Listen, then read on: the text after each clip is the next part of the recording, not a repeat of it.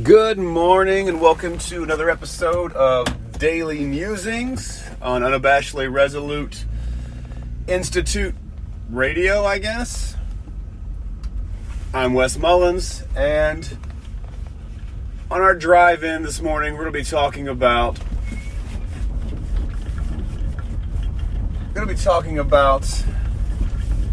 what are you? There are a bunch of questions that we need to poke and prod at, and threads of a sweater that we need to pull that actually have to do with who are you, what are you, why are you good, and kind of what happens to you after you. I've been doing a lot of listening to Viktor Frankl and Carl-Jung and psychologist as I begin to question myself and what am I? What is self? What is the thing? What is self? And it becomes very interesting right away. There's something that happens when you say, what am I? Who am I? You know, I think of the story of a professor and a psychology professor and philosophy professor and his student. I think they were studying Descartes. And the professor gets a knock at the door, 1 o'clock in the morning, banging on his door. Professor, I need help. Or professor, so I need help. I need to know if I exist. And professor comes to the door and says, who is asking? And it's just a funny little anecdotal story that when we begin to say things like, who am I, or what am I, or talk about the self, it gets very murky very fast, because this solidity, this solid ground you thought you were standing on, suddenly begins to be you take the black and white and it becomes a little gray. In one sense, in the other sense, it becomes even more black and white. In the sense of, you are something. What I mean by that is, can a thing that was created by evolutionary processes, can a thing think about itself?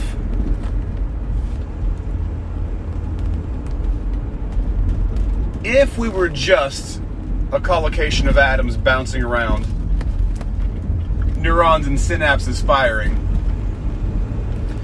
held together by the laws of physics and deterministic understanding, how could one have a state of consciousness to think about or of something? Because one would have to ask who, like the professor asks, is doing the thinking? Who's asking? Well, I'm asking. You want to know if you exist? You're asking a question. If you didn't exist, could you ask a question? No. So when we begin to pull at self, when we begin to pull in the threads of what am I, who am I, why am I good, and then where am I going? The thing is, no one gets away in life without asking these questions. Now, you can accept and assert certain things that are not true about yourself, but you still have to have a cursory understanding of self you even go throughout life. You will, if you don't contemplate and have conscious thoughts, think about or of yourself,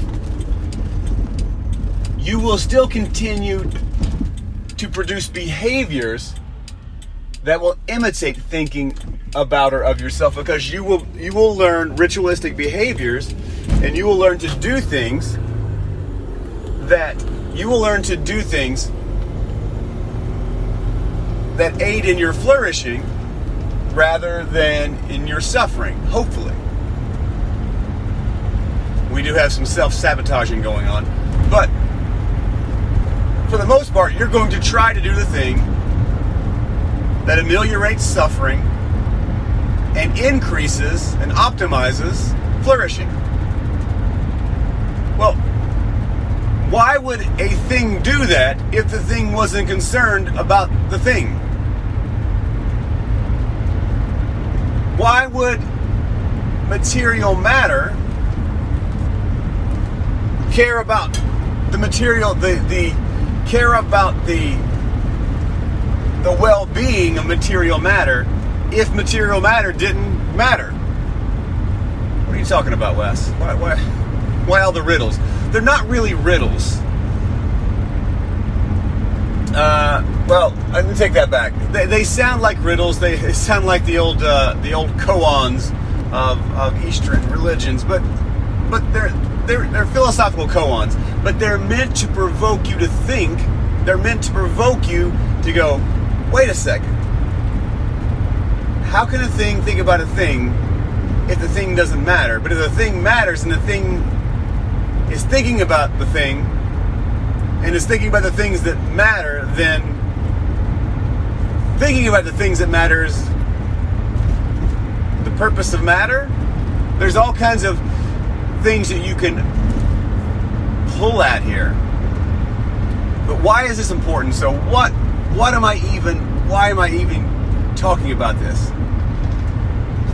It's to get you to understand that there are philosophies that you accept about your life. There are beliefs that you accept about your life that you have no idea you've accepted. There are things about your life that you've accepted that you don't know, you're not aware that you've accepted, because you've accepted it either on ritual, conditioned behavior, or because it was taught to you, or because you just accepted it and you've put it to the background, you've moved on. As we've talked about in the past, you moved it from the relevant to the irrelevant, and now it's a program running in the background. So some of those reasons, either it was taught to you, it's intuitive and you just accepted it right away and you didn't question it, or it's just a ritual that you have learned, and by doing this certain ritual you actually have more flourishing than suffering, and so you continue to do the ritual. That is the basic understanding of why we do what we do. Now, what are some things that you may have accepted about yourself? You may have accepted that you are just a thing. You may have accepted that you're just a bunch of atoms and neurons bouncing around. That you're just physical matter. Yet, in order for you to think about that, stay with me, you have to transcend your state of physical matter into a conscious state about or of physical matter, which is not physical matter. It is metaphysical. It is beyond physical. You have to transcend the moment. You have to leave that moment that you're in, thinking about yourself, to thinking about yourself. You transcend the spatio-temporal moment and go somewhere beyond yourself to look down and critique and think about yourself. In doing so, the matter is thinking about the matter.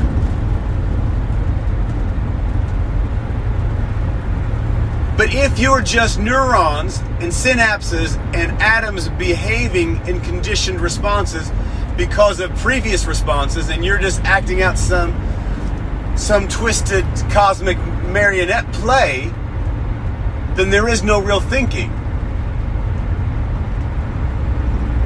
Are you with me? There is no thinking. Yet, you transcended your marionette, your strings. As Pinocchio says, there are no strings on me. You've cut the strings and you've contemplated, as Pinocchio is contemplating what Pinocchio is. Now, how can you do that if you're simply physical matter? Physical matter can't contemplate or reach conscious states thinking about or of itself. It is something beyond physical. C.S. Lewis says, if the world had no meaning, we should have never come to know it had no meaning. Like a universe where creatures have no eyes, they should never come to understand what is meant by darkness.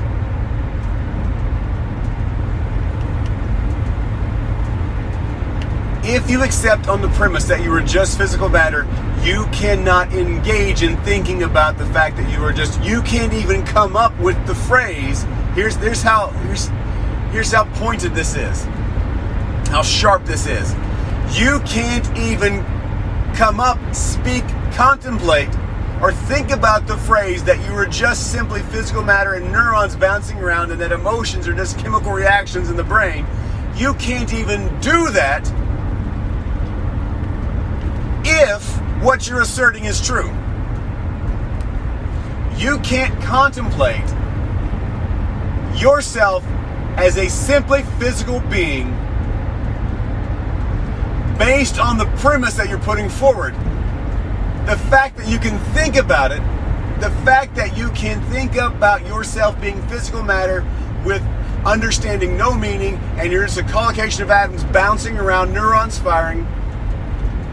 The fact that you're saying that means it's not true.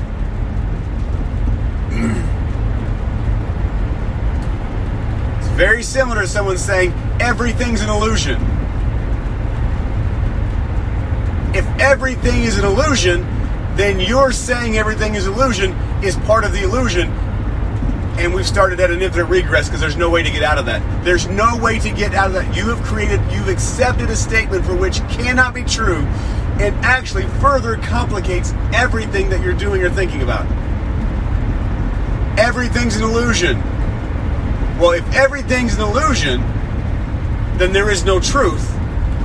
And how did you come to know it was an illusion? See, in order to comprehend and understand things that are illusory, things that are shadows or misdirections of things that are, you must have things that are in order to judge and critique whether something is illusory or not. You can't come to the understanding of illusion if, in fact, you don't have things that are. You have to have things that are ontologically verifiable in order to denote, I think as Derrida would say, the difference. You would have to have a differentiation standard of ontological things to things that don't exist, that are illusory, that are counterfeit, or that are fake apparitions, etc. Do you get that? Do you understand that? That is extremely important. When you say you believe things and you make assertions, sometimes you don't understand the assertions you're making.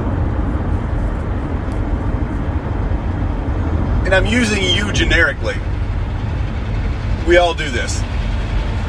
So if people are, defensive posture and get your fist up, I'm not attacking. I'm simply pulling at the thread. So, if you contemplate yourself, therefore, you must be more than your body and your brain. Because what are you contemplating with? You're using memories. That is a former you. That's an interpretation of a former you. That's not even you. So your history and history before you is not even you. How can you contemplate history? How can you contemplate yourself 2 minutes ago? How can you think about what you're going to do in the future? How can you aim and say, I want to be a police officer, or I want to be a veterinarian, I want to be a doctor, I want to be a daddy or mommy? How can you even say that? Because you're thinking about yourself in terms that are outside of the spatio-temporal moment that you exist in. If you're simply a bunch of neurons, it is quite possible you should not be able to conceive of anything outside of every coming moment right as it happens. Everything in your life would be descriptive to a T, but once you say a descriptive thing and it leaves your lips, it's no longer descriptive because that moment is past and now it's history. And you can't even say, I am this, because as soon as you say you're this, a moment is past and now you're not that, you're something else. And there's no way to even catch up. You've created this thing for yourself where there's no way that you can even know what you are if you are saying that self is simply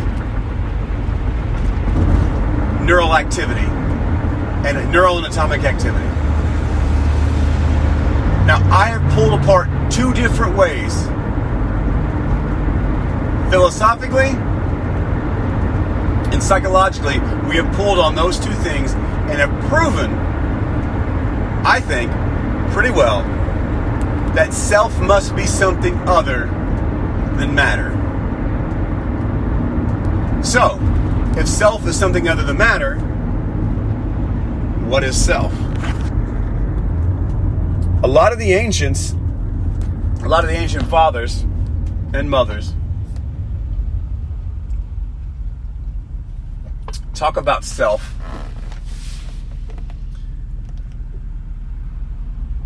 and we have these ideas and we contemplate things that are so beyond us. And if we look at where psychology has taken us and where philosophy has taken us, I think we can conceive that self is the final frontier, which is so wild, is consciousness. That this ancient idea of soul,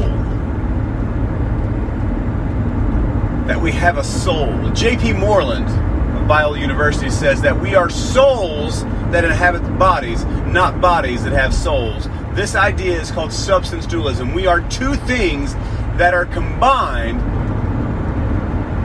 in what Christians would know as some sort of hypostatic union, in a sense. We are 100% soul and we're 100% flesh. And when the two are combined, it creates a human being. A conscious, sentient observer. A being that has both agency and mechanism. So if we look at this scientifically, so I've taken it apart philosophically, I've taken it apart psychologically, now let's look at it scientifically. If we look at agency and mechanism, if we say that only the physical world exists, and it's just neural and atomic interactions and behaviors, if we say that, that's called reductionism. You reduce everything down to physical matter. That's called mechanism. The way things behave or operate, the way matter behaves and operates with other matter. And that's what science looks at. Science looks at the way that matter behaves. And we see the way matter behaves and we call those laws. They're laws of physics because it's the way matter behaves. But there's this notion called scientism that says you can only find out truth in the world through the scientific method. So true reality and truth, I'll say it like this, reality and truth can only be verified via the scientific method. I think that would be a good representation of what scientism says. Reality and truth can only be verified via the scientific method. Now I have a question for you. Can that sentence be verified by the scientific method? The answer is no.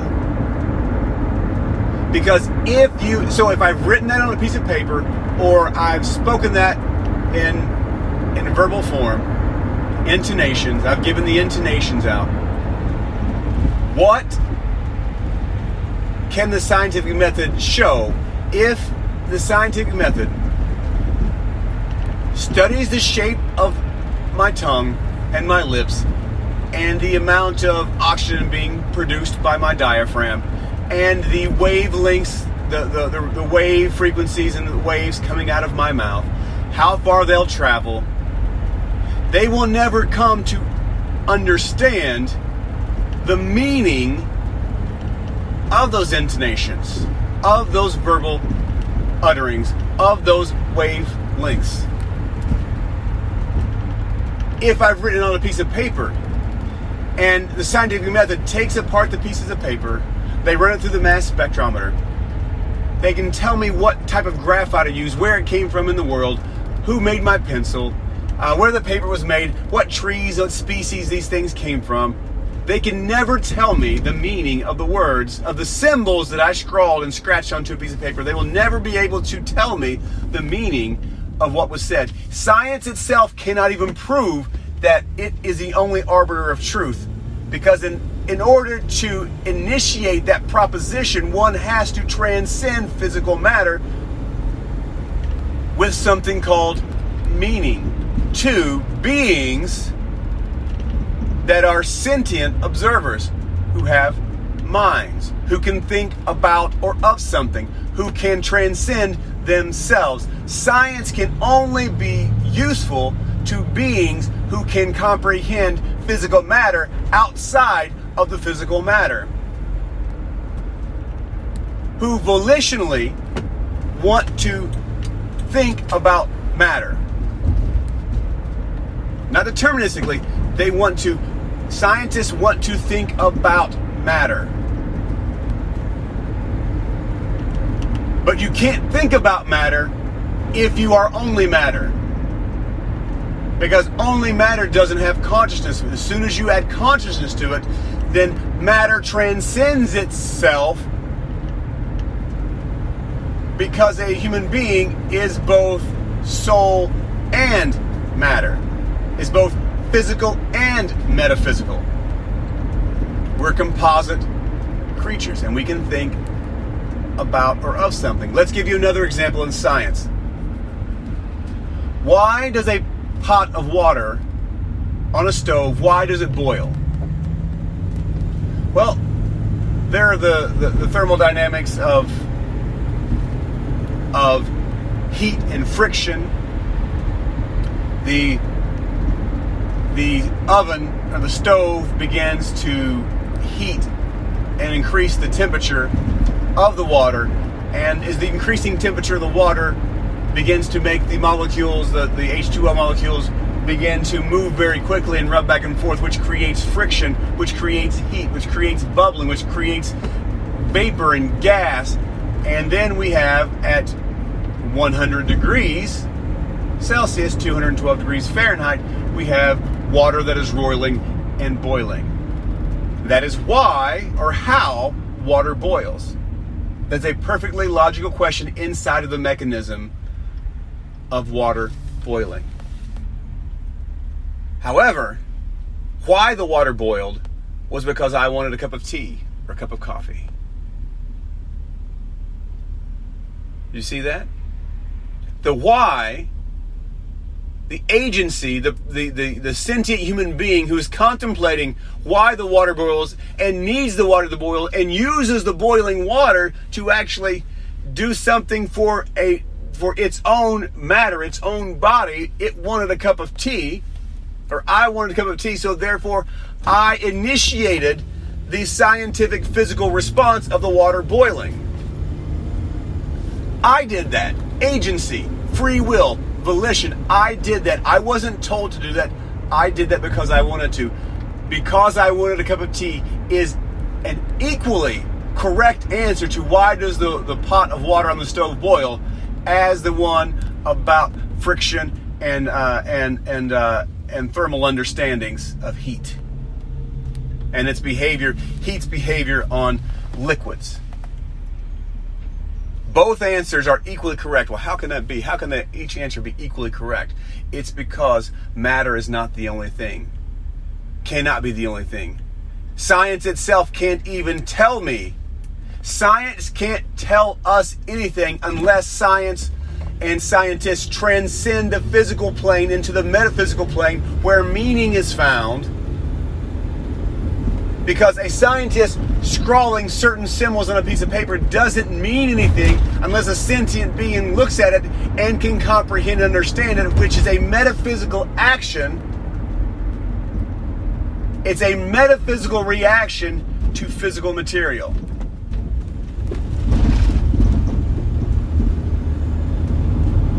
So, I find it very difficult to accept, based on what I've talked about, to accept as a real theory of life that we are simply meat machines, meat marionettes, automatons who are just acting and reacting to the stimuli around us, unable to contemplate or have volition inside of this universe, and that we are simply brains and bodies just behaving to the other matter around us. Psychologically, I feel we've shown that the self exists, the soul exists. Philosophically, I think we've shown that the soul exists, that agency exists, that the self exists. Scientifically, I think we've shown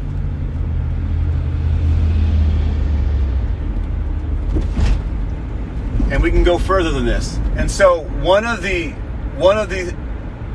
understandings that I've come to is that if my proposition, if the thing that I want, that I'm pulling at, if this idea, this hypothesis I have about humans being substance dualistic, having a mind and a body, having a soul and physical matter, being physical and metaphysical, if that proposition can be proven by one or more, I would say more than one,